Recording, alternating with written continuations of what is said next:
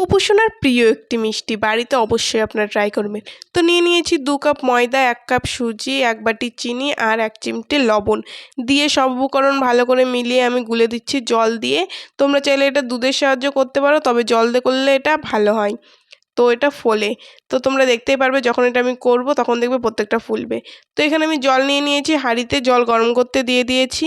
এরপরে আমরা দিয়ে দেবো এখানে 1 বাটি পরিমাণ চিনি। চিনিটা তোমরা একটু পরিমাণ তোমরা দেখে নেবে, আমি জলের ব্যবহার বেশি করিনি, তো আমার 1 বাটি চিনি লাগবে। তোমার হয়ে গেছে শিরাটা।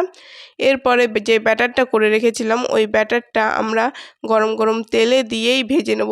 তোমাদের আমি বলেছিলাম আমি দুধ দিইনি বলে এটা আমার দেখবে কত সুন্দর ফোলে। তবে দেখতেই পাচ্ছ পুরো লুচির মতন ফুলেছে, কেউ ধরতেই পারবে না এটা লুচি না গোপুসোনার জন্য একটা ফেভারিট মিষ্টি তৈরি হচ্ছে। এটা খেতে দুর্দান্ত হয়, আপনারা অবশ্যই বাড়িতে ট্রাই করবেন। রসগোল্লার থেকেও রসালো হয়, এত সফট এবং সুস্বাদু হয়।